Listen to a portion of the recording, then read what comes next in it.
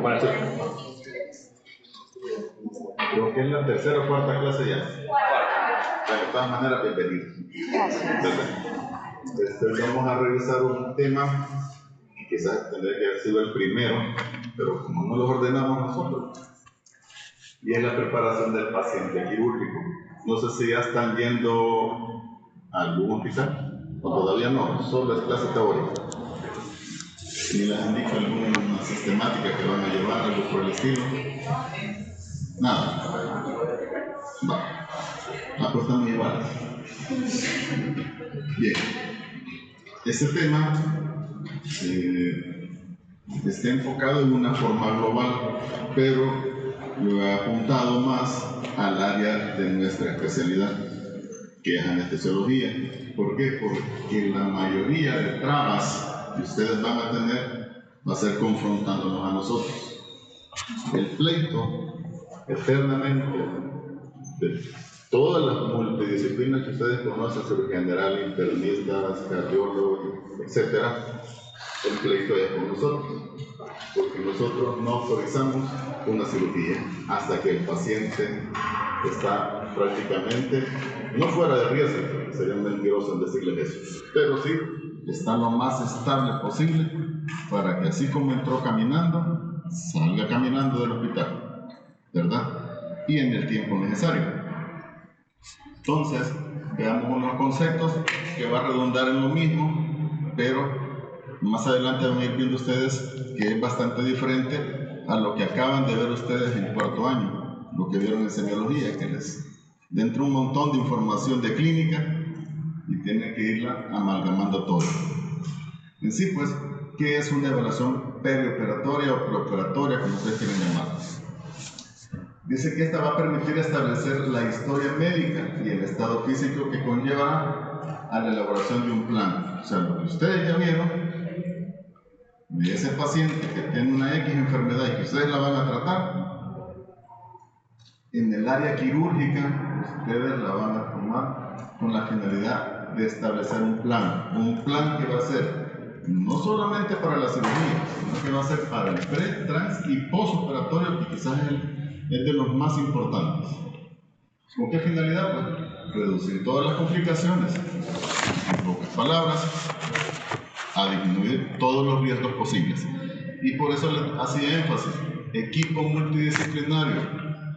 Ya se pasó de siglo, y de ese siglo retrocedamos 50 años atrás, donde el médico que estaba de frente, fuera general o especialista, él hacía todo. Él hacía la función de internista, de cardiólogo, de endocrinólogo, ¿sí? Si era posible, lo operaba y también lo dormía. Entonces, la probabilidad de causar más daño era más alta. Entonces, no quiere decir que es una dicha que haya múltiples especialidades, pero sí se diluye el problema de fondo que pueda tener ese paciente en dado X caso pasa un incidente, ¿verdad? Y da también la maniobra de poderlo preparar de diferentes puntos de vista y de diferentes criterios, o sea, llega mejor examinado el paciente a quirófano. Y la última barrera es la valoración anestésica como tal, o preanestésica, como ustedes quieran llamarla, según la Sociedad Americana de Anestesiología, que es la ASA. Dice que es el proceso de valoración clínica, van a hacer lo mismo, historia médica, estado físico, sus antecedentes familiares, etc. Y esta va a preceder al acto anestésico. Cuando dice va a preceder al acto anestésico, hoy hay esta consulta anestésica. Antes ni eso existía. Se hacía la evaluación previamente a la entrada del quirófano, incluso en la cama del quirófano se hacía la evaluación preanestésica. Con los tiempos fue cambiando, ya se hacía 24 horas antes o por lo menos 12 horas antes. Hoy tenemos una consulta externa de anestesiología, creo que si tienen suerte, no sé cómo estarán los hospitales ahora, podrán entrar a alguna consulta anestésica y ver qué es lo que se hace, ¿verdad? Pero la finalidad de todo esto es disminuir las complicaciones. Regresamos a lo mismo. Anestésicamente se ve a un paciente para detallar los riesgos posibles que éste pueda tener en el procedimiento, no solo quirúrgico, sino anestésico como tal. No lo vean por separado, aunque ya estando en el evento. Y ustedes ven que suben una cortina del mismo campo y quedan unos a este lado y el cirujano queda allá y el de aquí oyendo música, llegando, ¿sí? Qué chivo la paz ese que está ahí. Vean que la situación no es así, ¿verdad? Sobre todo cuando el paciente está mal preparado. Y otro concepto importante es la premedicación, que es simplemente el acto de ir a la cama del paciente y detallar ciertos fármacos o medidas predictivas que ustedes van a tomar para que ese paciente tenga las menores complicaciones tanto en el pre, en el trans y en el postoperatorio. Entonces, para que vayamos amalgamando las cirugías, hay una clasificación internacional que se hizo allá por el 85-86 en Londres, que es el NSPOC, y es viejita, pero año a año se va actualizando y se va aclimatando de acuerdo al hospital donde se trabaja. Así que cada hospital tiene su protocolo de acción. Hoy no sé cómo van a hacer acá, pero en los diferentes hospitales se trabaja más o menos de esta manera. Las cirugías se tienden a clasificar en inmediatas, urgentes, prioritarias y electivas. Esto va a depender de qué diagnóstico tiene el paciente, qué es lo que le urge a ustedes tratar. Si tenemos que la inmediata, que solo tenemos minutos, máximo una hora, y va a depender de la patología.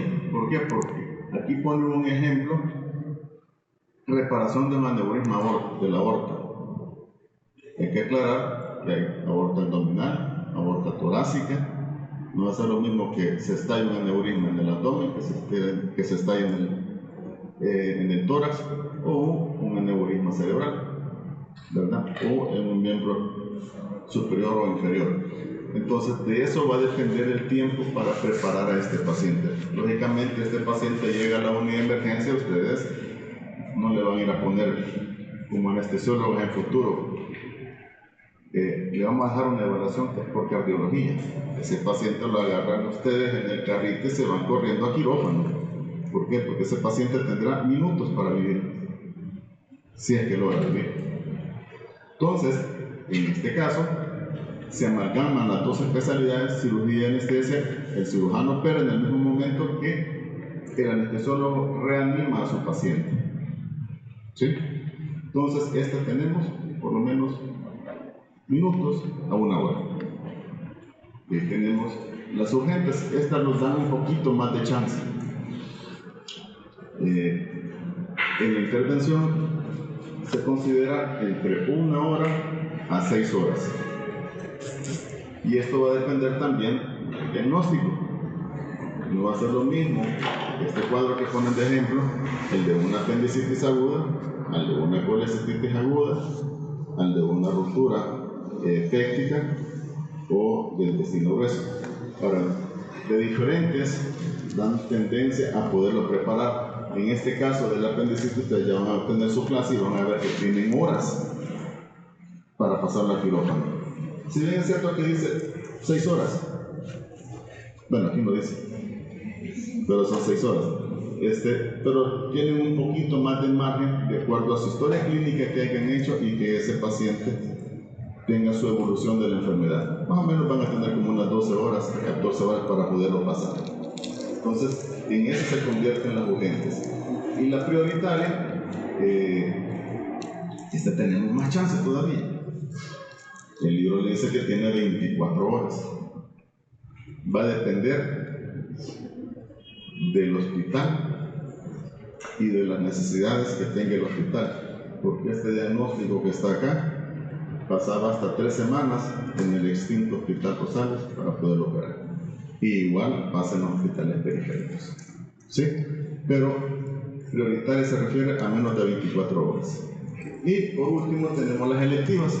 En las electivas, pues lógicamente, le da a ustedes su chance, lo ven en su consulta, lo programan, tiene un problema de insuficiencia cardíaca, un problema de diabetes descompensada, un problema tiroideo. vamos a estabilizar. Y pasa por el equipo multidisciplinario que hablamos. Ahí lo van preparando en su tiempo y ustedes en 3 semanas lo han programado para operar.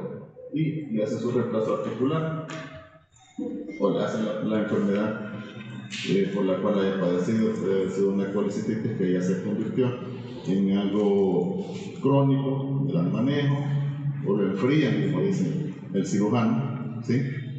Es decir, le dan antibióticos analgésicos y se calma el dolor y pasa el proceso infeccioso.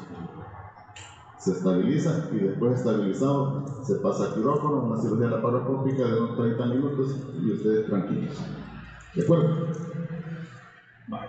Entonces, yo sé que ya les enseñaron un montón de semiología, pero un poquito más.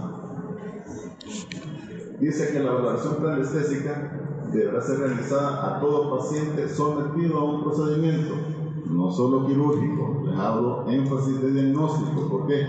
Porque anestesiología se mete hasta en áreas de radiología para hacer un pielograma. Hay gente que no soporta estar acostada en una resonancia por fobias, ¿sí?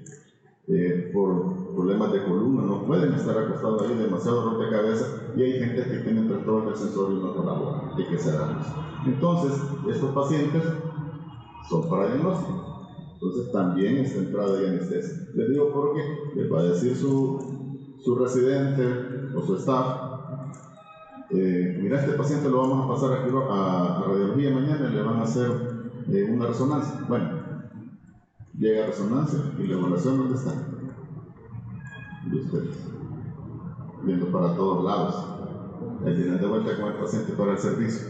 Perdieron un día, perdieron otro día en lo que lo llegaron a evaluar, y en lo que lo volvieron a programar pasaron 3 o 4 días. ¿Sí? Entonces, tengan en cuenta esto para futuro. Historia médica es igual que todo lo demás.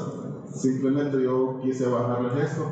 Son unas abreviaturas del abecedario que va en ese orden, es en inglés, y hace referencia al síntoma. ¿Síntoma cuál? Cualquiera. Aquí se hace más énfasis al dolor, que es el síntoma más común, ¿verdad? Onceto, que es el inicio, si era súbito o gradual. ¿Qué lo precipitaba? Pues en algunas patologías ustedes bien saben que los alimentos lo precipitan, en la mayoría de patologías ortopédicas o neuroquirúrgicas por los movimientos, como era ese tipo de dolor, agudo, sordo, cólico, ¿sí? Si había algún tipo de irradiación, se iba al hombro, si se iba a los miembros inferiores, ¿verdad? A la espalda, etc. Si había algo en especial que tendiera a reducir ese dolor o que lo aliviase, eso les va a ayudar mucho. Y cómo era ese dolor también, en cuanto a duración, frecuencia, si hay algo repitiendo, ¿verdad? Que lo acrecentara o que lo decrecentara.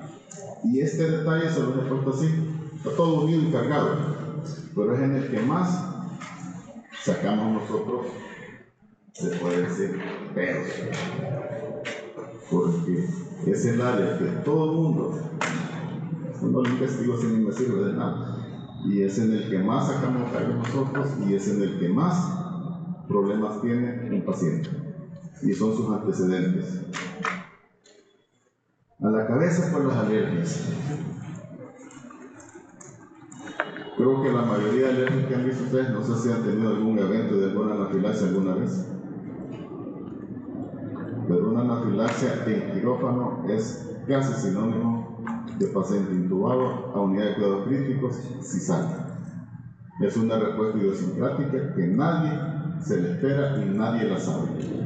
Le puede hacer 15 dosis de, por decirles, de ceftriaxona y en la onceava me pasé la anafilaxia. O sea, es como estarse rifando la caria a la corona. Y eso pasa con todos los medicamentos anestésicos.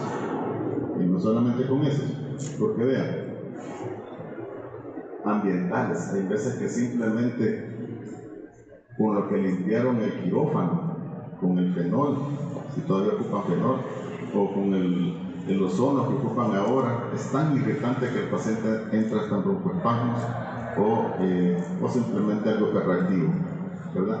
Soluciones, ustedes van a hacer asepsia del área que van a trabajar, si es alérgico al yodo, si es alérgico a la clorhexidina, si no van a tener un paciente quemado.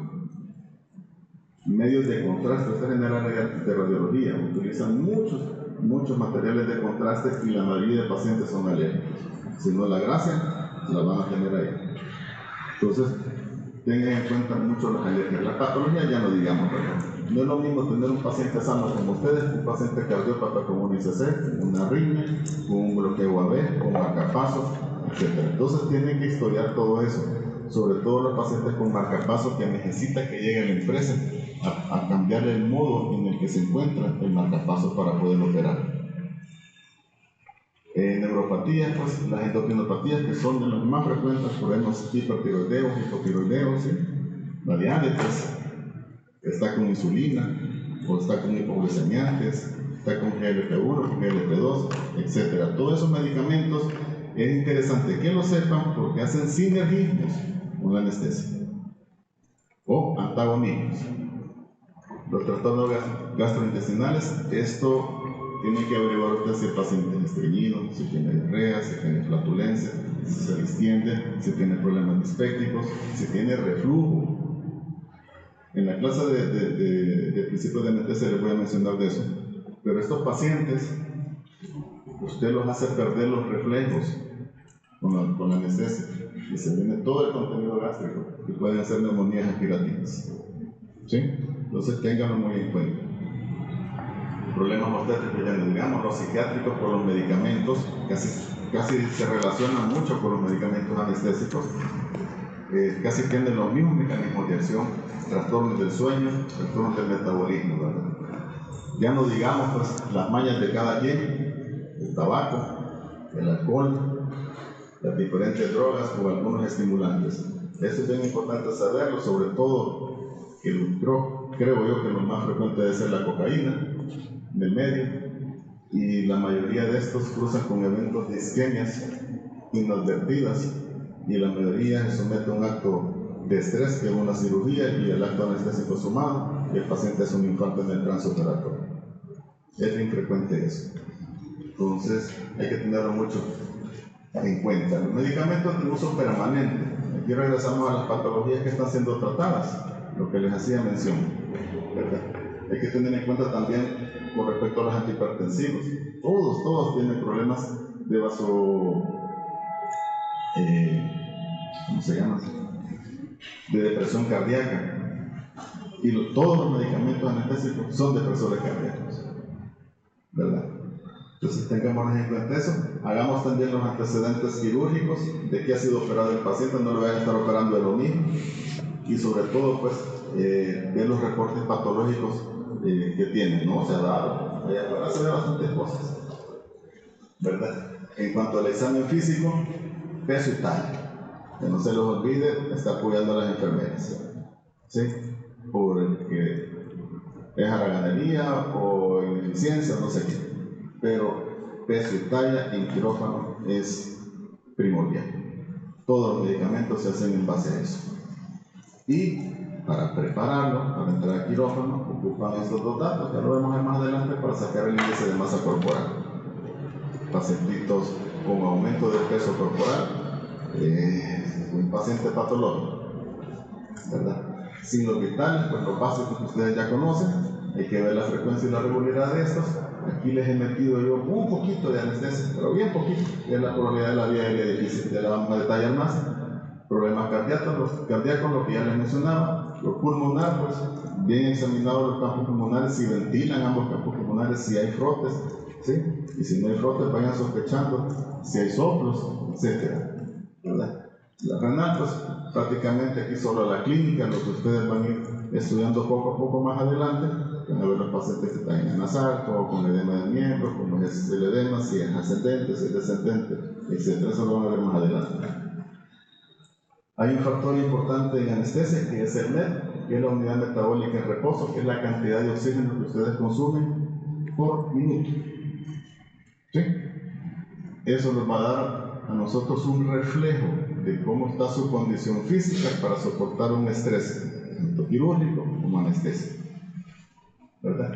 En cuanto a la vía aérea difícil, lo que les hacía mención, este parámetro lo quise meter porque en ninguna clase lo han introducido, y es el hecho de que ustedes cuando roten, háganse un ladito y vean qué están haciendo cuando vaya a hacer el proceso de inducción del anestesiólogo que está en el área, para que vean qué es lo que hace.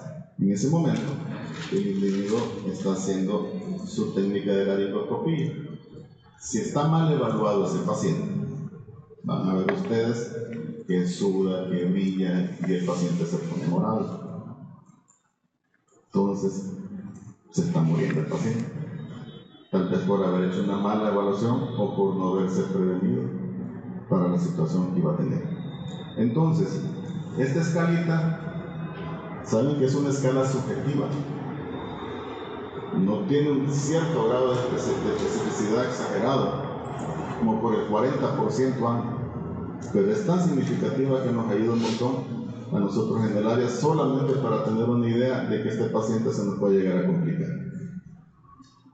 Este paciente es el normal, Malan patíbulo, que es el paciente que casi se le ve, yo creo que casi llegamos al cardio del estómago. Se le ve todo, ya vemos ustedes los palatos, la base de la lengua, la úvula, el paladar blando. Llegamos al 2 y en el 2 ya empezamos a ver solo un tercio de los palatos, ya la úvula no se ve, ¿sí? Solo la base del paladar blando. En el 3 ya solo la muy basecita, ¿verdad? Y en el 4 no ven nada. Entonces este es un indicio de que nos puede ir con severos problemas para intubar a este paciente y que ese paciente no alcance ni a ser operado y se muera en inducción, ¿verdad? Esta es la escala de la empatía, así como la mencioné, y este resto se lo trae efectivamente. Háganlo por ejercicio, tal vez solo por conocimiento cuando lo tengan ustedes. Tal vez, yo sé que no van a ser anestesiólogos, es un área muy estresante, no hay que pasan brincando en la radio, ¿verdad? Pero ténganlo en cuenta, mídanle la apertura oral a su paciente, que es la distancia interincisiva. Entre los dos ambos incisivos tiene que tener más de 3 centímetros. Si tienen menos de eso, tienen problemas para intubar a ese paciente. Vamos a ver las diferentes distancias. La tiromentoniana, que vamos del tiroides al mentón, tiene que ser más de 6 centímetros. Si estamos abajo de eso, vamos a tener problemas. La esternomentoniana tiene que ser mayor de 12 centímetros. Aquí tenemos una escala que es la de Bell-Jones. Bueno, yo no soy francés, ¿verdad? Bell-Jones, Doré, algo así. Que tiene que ser arriba de 35, no sé quién puede hablar francés. A mí me dijo mi hijo que hacer, yo no sé, ¿verdad? 35% arriba. Si tenemos poca hiperextensión y solo hacemos por acá, vamos en problemas para intubar al paciente. Entonces la astucia de ustedes va a ser, cuando llegue a su anestesiólogo, mira, yo le veo feo la vía aérea difícil de este señor. Entonces le ayudan ustedes a su colega. Esta área, si bien es cierto, no es para hacer externamente, ya es en el área de la laringoscopía, que es el command line. Aquí con el laringoscopio nosotros entramos y vemos la entrada glótica. La entrada glótica, que es el epiglo, que es esta parte de aquí, esos dos pliegues que ven son las cuerdas vocales, y aquí donde están los cartílagos, que son el cornicular, coniforme y aritenoide. Entonces, este es el grado 1, aquí vamos a tener una intubación de lo más fácil, ¿sí? Grado 2, ya empezamos a desaparecer un poquito los pliegues, en el 3 ya no se ven, y en el 4 solo vamos a ver la pestaña del epiglotis. Sí tenemos suerte, y en algunas ocasiones no se ve nada, ¿verdad? Entonces, con esto que ustedes sepan y le digan al colega que llegue, o al licenciado, porque hay hospitales que no hay anestesiólogos, le van a ayudar mucho, ¿verdad? Y regresando a los METs, nos hablaba de la capacidad metabólica. Esto lo hacemos en una forma también subjetiva, ¿verdad? Pero ayuda bastante. Y esto es referente a lo que ustedes pueden hacer, ¿verdad? Aquellos pacientes que tienen de 1 a 4 meses son aquellos que van a poder hacer ciertas cosas por ellos mismos. Estamos hablando más que todo de tercera edad. Trabaja en casa, puede lavar sus platos, sacude, ¿verdad? Camina por lo menos 500 metros a esa velocidad que le ponen ahí de 4 km por hora, o aquellos pacientes que tienen problemas de neumopatías o cardiopatías, ¿verdad? Que se les dificulta hacer muchas cosas. En este rango, creo que andan, bueno, ando yo, ustedes andan quizás en el 9, ¿verdad? Caminar cuesta arriba, no sé cómo subían las gradas de la facultad, 2 pisos de escaleras o más, y deportes moderados, golf, caminata y natación. Yo creo que en la natación llegan, ¿verdad? El del mayor de 9, pues deportes intensos, más que todo para los atletas. No sé si a esta edad del 5º año hay atletas todavía, pero ténganlo en cuenta, ¿verdad? Y tampoco esto estaba en las clases anteriores. Este es un protocolo anestésico preoperatorio. Se los he traído a luz porque antes solo estaban pegados en las paredes del hospital. Y era prácticamente para enfermería. Hasta el año pasado y que se los he puesto. Quiero que tengan en cuenta que aquellos pacientes menores de 40 años son los que prácticamente no van a necesitar nada. ¿Sí? O sea, ustedes. A lo mucho les pueden dejar un hematócrito hemoglobina o un hemograma y se acabó. Pero si ya empezamos, aquí quedamos al revés, ¿verdad? En menos de 40 años. Entonces, este dato son los que tiene el Ministerio de Salud. Los libros le manejan hematócrito de 30, hemoglobina de 10. Aquí, con la finalidad de que se opere de todo, pusieron 27 y 9, le bajaron un poquito, ¿verdad? Pero hay que tenerlo muy en cuenta. Los renales sí, se les permite con hemoglobinas de 7, sobre todo aquellos pacientes que también tienen anemias crónicas, los renales están en este grupo, ¿verdad? Porque ellos están acostumbrados crónicamente a mantener esa hemoglobina. Si ustedes les administran mucha más sangre, les pueden llegar a encharcar, es decir, llenarlos de agua. Sin embargo, hay ciertos procedimientos que no entran en esa área, y sobre todo los neuroquirúrgicos. No vamos a entrar con 7 o con 9 de hemoglobina a un tumor cerebral, o un clipaje de aneurisma cerebral, ¿sí? O una fractura de fémur o de húmero, o algún trasplante renal, que son pérdidas de sangre bastante exageradas, ¿verdad? Aún tengan ustedes un cirujano muy habilidoso. La cesárea también es otra de las. Ustedes cuando lleguen ahí, van a poner el estimado de sangre que pierde una paciente embarazada en una cesárea, le van a poner 1 litro. Y en los partos, 500 le van a poner. Son cantidades grandes de sangre que se pierden. Entonces, ténganlas en cuenta.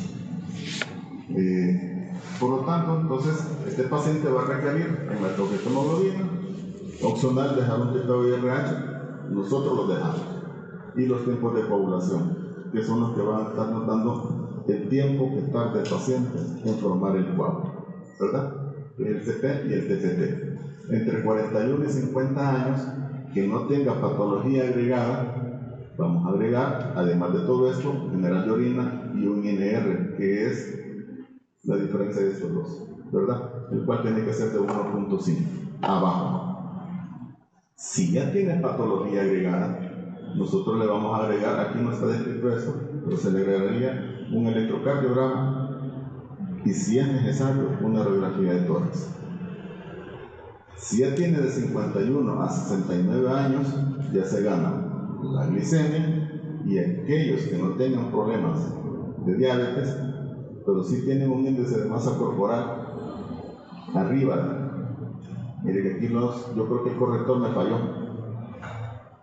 Arriba de 30, no son 30 años, ¿verdad? Arriba de 30, el índice de masa corporal, o que tenga historia de diabetes mellitus, pues se gana la glicemia. Rayos X de tórax, electrocardiograma y, por supuesto, arriba de esta edad, evaluación cardiovascular. No por internista, pero si no hay cardiólogo, pues ni modo, nos toca internista. ¿Sí? Y cuando llegamos a los 70 años, le vamos a agregar la creatinina y la evaluación neumológica. Ahora bien, si de todos estos pacientes tienen este antecedente de tabaquismo, de cirugía torácica previa, o que va a ser operado de cirugía torácica, o tienen neuropatías asociadas, contacto con humo de leña y un índice de masa corporal arriba de 35, pues hay que hacer la evaluación neumológica, porque tienen muchas controversias. ¿verdad? Sobre todo tabaquismo, humo de leña, que es lo más frecuente. Ustedes van a encontrar paralizados todos los cilios y las secreciones del paciente no van a estar pudiendo salir. Por lo tanto, paciente postquirúrgico, porque hizo fiebre, si la herida está limpia, no tiene neumonía, porque no trataron esto antes. Para los que no sé si han revisado, pero el índice de masa corporal se saca pues en el peso real en kilos entre la talla cuadrada, ¿verdad? Y el tabaquismo crónico se va a referir a aquel paciente que tiene 10 paquetes, que consume 10 paquetes al año o que consume 10 cigarrillos por día. Pongan barbas en remojo lo que lo hacen, ¿no?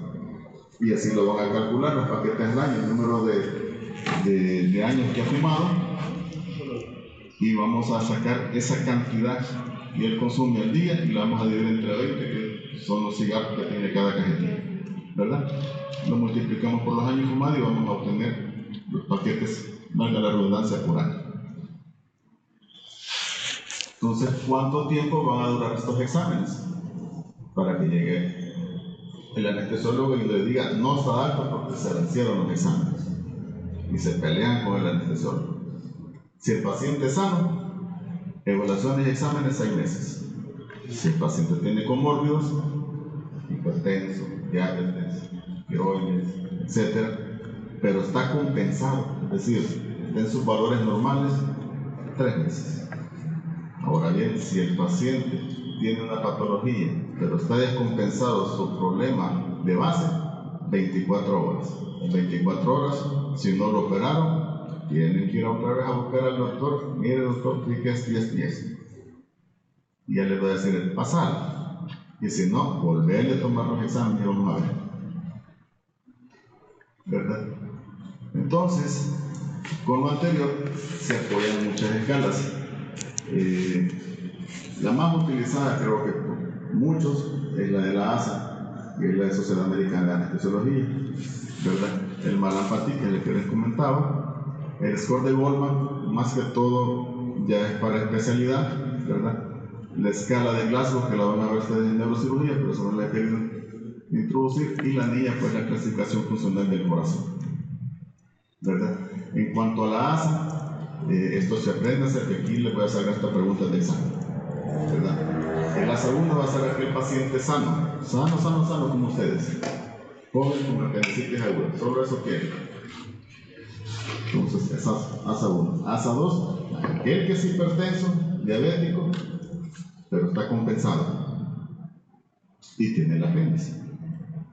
El ASA 3 tiene el apéndice, o tiene la vesícula, o tiene cualquier otra patología, más la hipertensión, la diabetes, el problema tiroideo, etc., descompensado. El ASA 4, aquel que ya tiene una enfermedad sistémica, ya no solamente el apéndice, puede ser que ese apéndice ya se perforó, ya hizo una peritonitis y ya nos hizo hasta un shock séptico, ¿sí? Estamos con el ASA 4. Y el ASA 5, aquel paciente moribundo, como acá pueden poner shock séptico también, pero va a depender del tipo de patología, ¿verdad?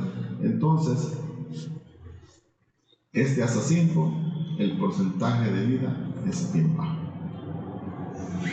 Entonces casi siempre a ASA 5 se le etiqueta a aquel que si se libra, pues no sea algo más de vida en la tierra, pero este es prácticamente para el que está muerto, ¿verdad? Y el ASA 6 es aquel paciente que quedó en estado vegetal, en coma, y va a ser candidato para donar órganos, ¿verdad? Esta es la escala de Goldman. Si se fijan, esta es más complicada, necesitamos hacer muchos más exámenes, necesitamos hacer un ecocardiograma, necesitamos hacer gases arteriales, averiguar los antecedentes de cirugía que haya tenido, y la sumatoria de esto pues, nos va a dar aquí un puntaje que nos va a dar el grado de morbilidad o el grado de mortalidad. Entonces, ¿a qué voy con todo esto? Que la relación que tienen que entablar ustedes con su paciente, con su familiar del paciente o con el tutor legal o el que esté encargado de él es alta. No pueden hacer lo que hacían los médicos antiguos, que sí te voy a operar, y se iban y no explicaban nada. Si ustedes no explican nada, tengan por consiguiente que si todo sale bien, sí, el doctor aquí. Si sale algo a medio camino o mal, se van a acordar por qué no platiqué. Es por eso que les pasan dando esas charlas de empatía, esas charlas de todas las cuestiones que le caen mal a todo el mundo, ¿verdad? Pero tienen que saber tratar al familiar y al paciente. Y cuando digo tratarlos es explicarles por qué lo van a operar, qué le van a hacer, qué es lo que esperan obtener, ¿sí? Y qué complicaciones pueden tener y qué puede llegar a pasar con cada complicación, ¿sí? Eso significa paciente bien informado. Ese no demanda, el otro sí demanda. Tengan en cuenta. Entonces, pero como hay que cubrirse las espaldas, ustedes tienen que hacer un consentimiento informado. Si desde chiquito empiezan a hacer esto, no van a tener problemas. Si lo quieren empezar a hacer ya mayores, les va a costar. Y no lo van a hacer. Y les puede llegar a pasar un incidente y después ustedes, ¿por qué no lo dicen? ¿Sí? Este consentimiento informado, cuando ustedes vayan a hacer un procedimiento, vayan a hacer una atención X a X lugar o en su consultorio, como les dice acá, eso nos pasa en la consulta inicial, desde ahí puede abarcar hasta la salida del paciente que se va de alta, porque de cualquier cosa se puede agarrar ese paciente. ¿Sí? Ustedes tienen que ser bien explícitos en explicar qué es lo que van a hacer. Entonces, recuérdense de eso, del consentimiento informado. Siempre cuiden al que esté encargado de eso. O revisen ustedes. Entonces, la preparación influye mucho en las complicaciones que pueda tener. Les he metido un pasoncito, como dicen así, rapidito, porque quizás es lo más frecuente que ustedes pueden llegar a obtener. Y son las infecciones de herida operatoria. Yo creo que hay un tema de esto, les van a hablar más a fondo, ¿verdad? Pero sí, quise traérselos a luz. Tengan en cuenta que es una de las patologías más frecuentes, si se puede decir, aunque pasan desapercibidas porque las pasan como ocultando. ¿Por qué? Porque el cirujano no quiere que se le haga más grande y lo trate en su consultorio, y el que llega al hospital es lo que ya está mal, ¿verdad? Entonces, o lo tratan de decir, sí, ya te va a pasar, pero el que está sufriendo es el paciente. Entonces, fíjense, la frecuencia a nivel mundial es del 3 al 7.5% según la OMS. Como les digo, al inicio pues es algo ligero, no solo es un seroma, o sea, una acumulación de secreción serosaminolenta y así tierra de dama y ya estuvo. Después se contamina eso, después se abre la herida, después se contamina la fascia o la poneurosis que ustedes van a conocer, y después se da una complicación más grave que es una fasciitis necrotizante, y ahí sí el paciente está en niños. ¿Sí? ¿Qué va a hacer eso? Complicación grave, aumenta estancia hospitalaria, gastos para el sistema de salud, gastos para el paciente, y si es en lo privado, el triple de gastos para el paciente. ¿Sí? Entonces, tienen que tener muy en cuenta esto. Por lo tanto, va a disminuir la calidad de vida del paciente, sí, y la de ustedes, porque hasta sin cabello se van a quedar. Porque el estrés de estar peleando con esto es grande. La mortalidad no la vean de lejos, esto es a nivel mundial, pero ese es el porcentaje, 0.75%. Entonces, ¿qué hacer? Por lo menos, ¿cómo vamos a prevenir? A paliar, porque no con esto vamos a tener la solución, ¿verdad? Pero sí vamos a disminuir muchos factores. Uno, aplicando soluciones asépticas previo a la cirugía. Allá en el servicio, lavar el área quirúrgica donde van a trabajar o el área que se va a trabajar con esto antiséptico, ya sea con yodo o con clorhexidina. La depilación, evitemos hacerla con rasuradora, porque la rasuradora arranca piel, arranca de todo, y ahí se colonizan bacterias. Entonces, lo que más recomiendan son las rasuradoras de giratorio. Ahí les he puesto unas marcas comerciales, ¿verdad? Que es el Chamber, el Pittsburgh, ahí el escoge de cada quien. Y sobre todo, pues, la antibiótico profilaxis. Esto va a depender del protocolo de cada hospital. Hay unos que les gusta hacer a los 30 minutos previos a la cirugía, el libro recomienda 2 horas antes de la cirugía. Hay otros que les gusta en el momento que van a incidir bien. Ahí va el pacientito con el frasquito al quirófano, y ahí que lleva, ya le da el antibiótico. ¿Sí? Entonces, pero el antibiótico profilaxia pues, es de lo principal que se hace. ¿Qué otras recomendaciones? No creo que se alcance a ver mucho, ¿verdad? Pero bien.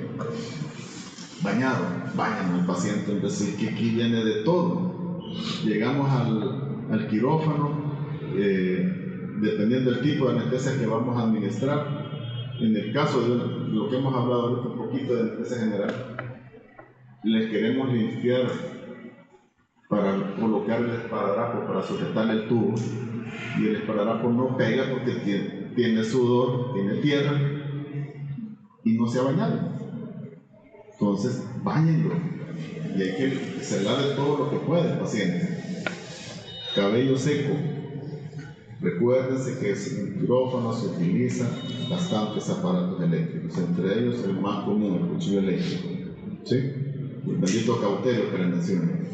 Y si no, van a terminar con lo que es Michael Jackson donde empezó, ¿verdad? 2x8. ¿Verdad? El ayuno primordial de 6 a 8 horas.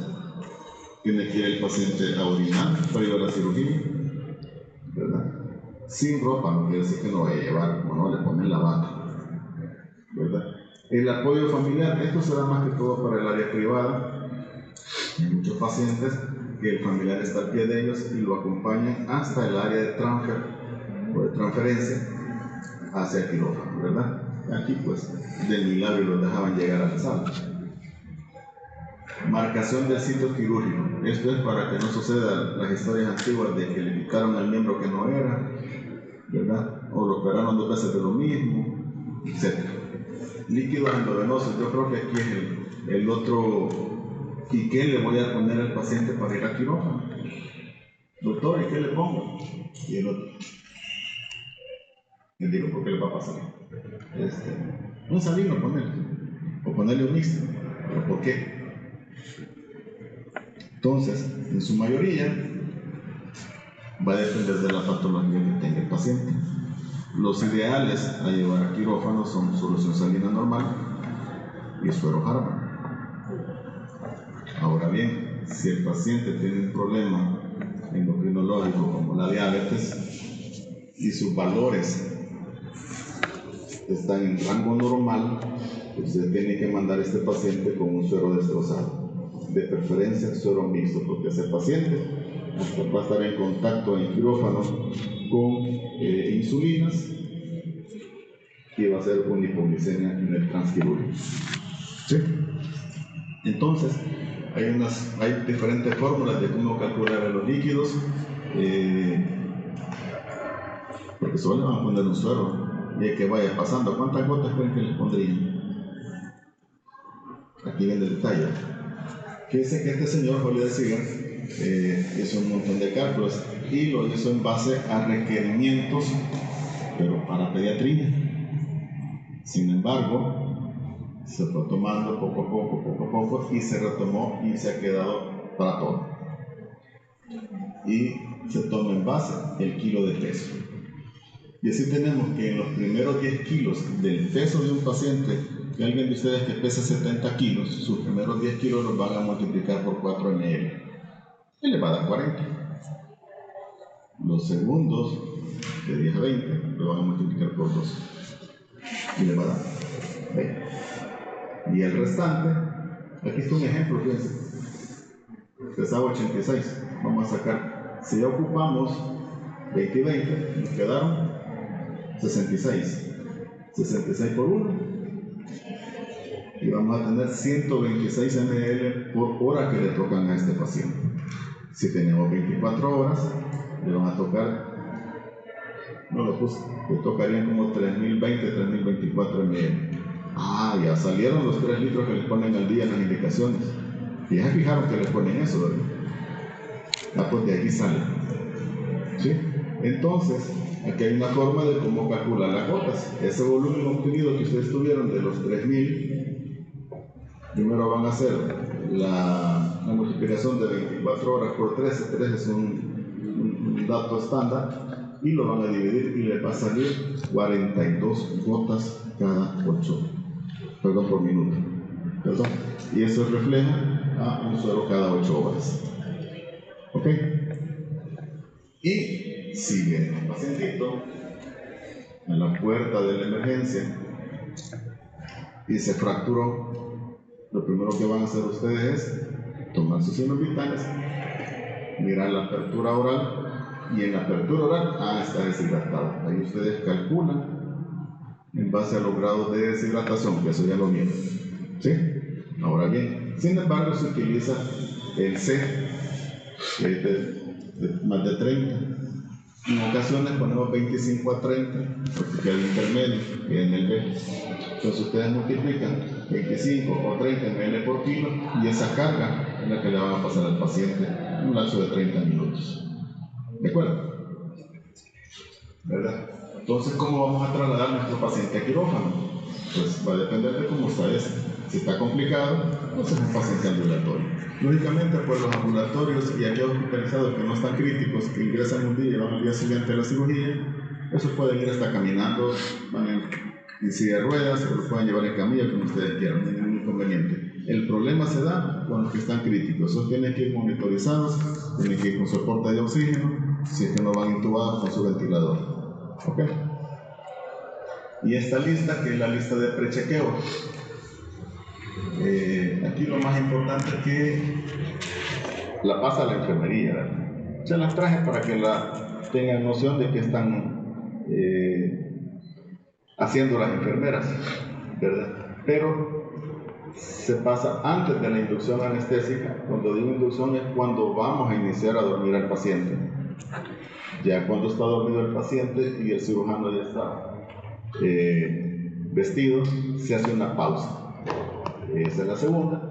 Y a la salida, cuando ya terminamos todo, se hace la nueva. ¿Qué es lo que investigamos? Pues en la primera se identifica el paciente, ¿sí?, el sitio que se va a operar, el procedimiento que se va a hacer y el consentimiento informado. Si se fijan bien, va a ser todo lo que hemos estado hablando, nada más que en un solo cuadrito, ¿verdad? Le preguntan al personal de anestesia si ya revisó su máquina de anestesia. Sí, porque puede fallar. Si tiene oxígeno, si le sirve su monitor.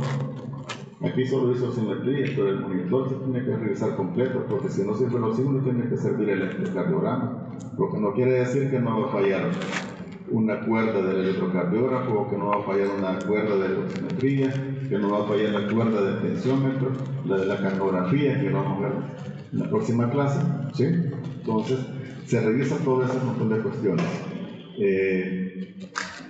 Volvemos a preguntar lo de las alergias, ¿sí?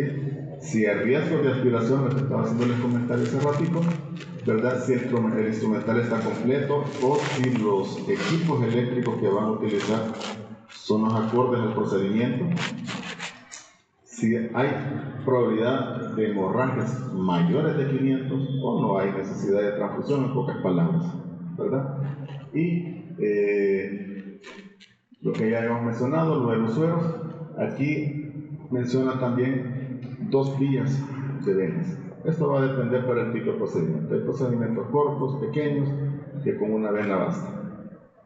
Hay procedimientos grandes, como les hacía mención, las fracturas, las cirugías de neuro, la cirugía torácica, la cirugía de corazón, pues hay que tener accesos venosos centrales, o 2 o 3 vías con catéteres gruesos, usualmente de 14 o 16, ¿verdad? En la pausa quirúrgica, cada quien se para, se presenta, quien fulano de tal, ¿sí? Y si consta con todo lo que ya se ha estado pidiendo. Regresamos a la profilaxis. Hay médicos que recomiendan la prevención de trombos, administrando heparinas de bajo peso molecular para evitar infartos transoperatorios. Casi a nadie le gusta. Hay muchos estudios que mejor se ponen post-quirúrgicos. ¿Por qué? Porque en el transquirúrgico empieza a sangrar el paciente y no se logra detener el sangrado, ¿verdad? Pero eso es también protocolizado de cada quien. Al final, pues, se reporta todo lo que se ha hecho. se cuenta el material y lo que muestren que se han obtenido, pues que vayan nombradas de acuerdo a lo que es. Al fin y al cabo, pues la lista de prechequeo lo que busca es cirugía y anestesia segura. Y recalco, sin riesgo de vía aérea difícil. Sitio quirúrgico correcto, prevención de infecciones y sobre todo pues el trabajo multidisciplinario. ¿Dudas? Aquí estamos. Claro, como el agua, no van a estar llorando.